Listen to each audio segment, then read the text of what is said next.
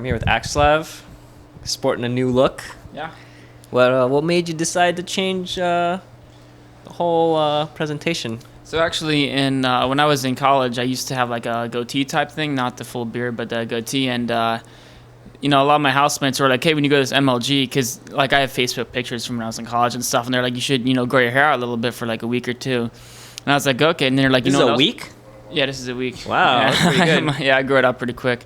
And then they're like, you should, do the Mad Men hair to slick it back and stuff. And I was like, You watch Mad Men? yeah, I have watched some Mad Men. Yeah, I keep up with some TV shows. AMC makes great shows. Mad Men especially is just, I mean, they're always drinking scotch. Like, how can you not like people drink whiskey all day, right? Get the inspirational. Yeah. So, I'm trying it out, and I think it's worked out pretty well. And I think you need a Sherlock Holmes pipe to Yeah. complete the effect. a pipe and then a glass of whiskey or something. And you need a really old sports jacket with the patches instead of this hoodie. Yeah, the hoodie doesn't go with the hair so much, but it's a nice hoodie. So. Any better success with the ladies? We haven't tried it out yet out of bars or anything. Mostly just the esports convention, which isn't really the I think if you best get location. a sports jacket, you can pass as one of those like really distinguished college professors. Yeah, well, yeah, you get the sports jacket. You go and you order like old fashions and Manhattans, and yeah. Yeah. It'll work out. I like it. I like it. It's different. Go to some like upscale bars, right? Like Yeah. a bar at the Ritz-Carlton or something, and Yeah, buy one drink, right? yeah, exactly. But that's all you need. As long as you pick a bar where there's a lot of ladies around, you got the good look. You just buy one drink, and then hopefully it'll make it work. We'll see. Okay. All right. You're doing analysis here for MLG. How do you like their new screen? I really like the new screen. I feel I would like it more next time because it takes some getting used to. Like, I don't really use it as much as I could. And I think that, like, if I get a chance to do this again and like, or even tomorrow, I think I'll do an even better job utilizing the new screen, all the tools it has. And it's really fun. Especially, like, for me, when I was a little kid, I used to read, like, military history books. And, like, they always, like, have like depictions of the battles and like red and blue bars and like arrows, right? So you can do all that with this screen. I keep tempted to like overdo it sometimes, but I don't know, it's just really fun. I think they stepped it up. Now you're here doing analysis for them. What do you think of the games? How have they been going? There's been some that have been a little disappointing on both sides. Like I watched the first sort of series, and that wasn't quite as interesting. But like I just came from doing analysis on the Oz vs. Stefano series, and that was just absolutely amazing. One of the best series I've seen. There's also like a PvP involving carriers and like 7 base versus 7 base madness. So I mean, there's been some great games. Yeah, it's like an hour and like 20 minutes. Something Yeah, crazy. yeah. You don't see PvPs like that very often. So outside of Starcraft, what have you been doing? I've been just having fun. My housemates actually. One of the big things is Who do you live with? I live with, a couple of people work at IGN. Frank, Buddy, and actually Doe is one of my housemates. And then there's some other friends. There's 6 or 7 of us. How are they as housemates? They're actually good. What do you guys do? Do you guys play games with each other and stuff? Well, yeah, we do. Sometimes we do board game nights. We have some, some. What board games? So we do like Pandemic or someone just got Munchkin. We've done that a couple of times. What's Munchkin? It's like a card game where you kind of like. It's like a role. It's basically if you know like Dungeons and Dragons stuff. It's like you're in a group with that and you draw cards, but you're all trying to kill each other too. So it's kind of weird. Oh, so it's like non-cooperative Dungeons and Dragons. Yeah, PvP. Basically, yeah. Basically, it's. Is there a Dungeon Master? No. It's a quick like little card game, just kind of the same style, that same type of humor and everything. And Pandemic's the one where you try to infect the world, right? Or you try to save the world from being infected. Oh, right. Okay. But yeah, or you could try to sabotage it if you wanted to, but you probably wouldn't be a successful strategy to saving the world.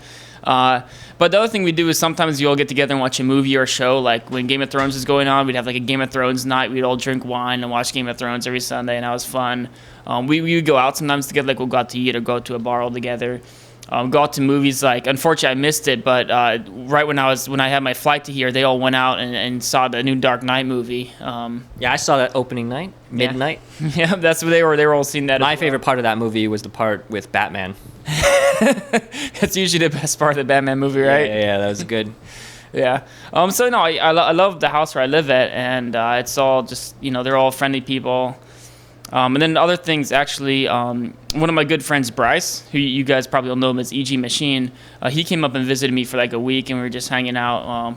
He set up his computer in my house, and we were just playing games and going out and stuff. It was fun. You're quite. You said you were quite the expert at alcohol. Yeah, I gotta. You're a connoisseur. I'm more of a connoisseur. I've been developing only for certain types of alcohol. Like for wine, it's too expensive for me, right?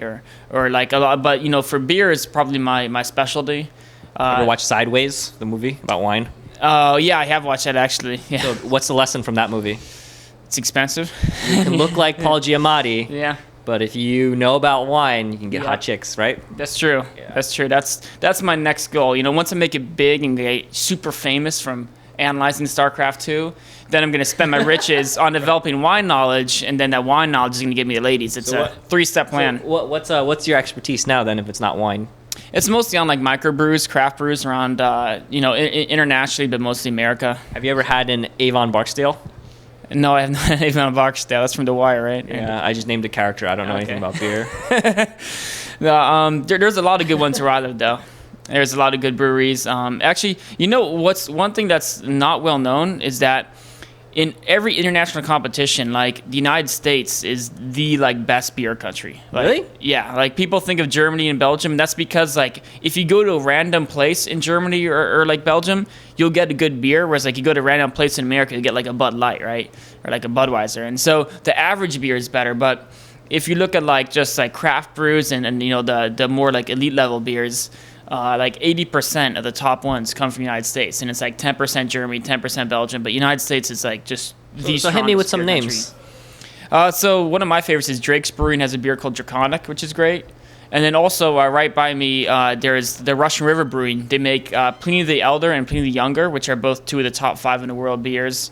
And then there's actually recently I went over there's a bar in Oakland called the Trappist, which specializes in Belgian beers. And they have one that's imported from Belgium called St. Barnabas Abbot 12. And that was a really exceptional beer. That's somewhere the top 20 or top 30. Do you know more about beers or StarCraft? I definitely know more about StarCraft, but it's a lot of carryover from other, just playing strategy games and doing game theory You're stuff. low grandmaster in beer. I'd probably be mid grandmaster in beer, maybe. Oh, okay. Mid grandmaster in beer. Whereas I think I'm pretty high grandmaster in StarCraft. Okay, all right, okay. I'll accept it. I don't know. I can't verify any of this stuff, so you guys look it up on Wikipedia to make sure he's right. All right. Okay, I don't want to hold you for too long. I know you got to get back. How long does it take to get your hair like that? Just a few minutes, you just... Just a few minutes? Yeah. Come on. Yeah, no, you just, as long as you have the palming, you just run out through and then you comb it for a few minutes and... They should get you on here to promote some products. Yeah, promote some hair products maybe. Yeah, some hair products. Hair Yeah. products, beer, whiskey. I'll promote some of those. Okay, all right. Thank you. Yeah. You want to do some shout outs to your team? Yeah, definitely shout out to my team. They give me a lot of opportunities, a lot of great practice partners. Jay Echo came so close to qualifying for WCS Canada. He's a great guy, and they're all great people. But our sponsors make it happen. Steel Series Emotion, DeviantArts, GG, well played. All right, man. Thank you. And Twisted Oak Studios. We'll see you on the screen. Yeah. Thank you. Awesome.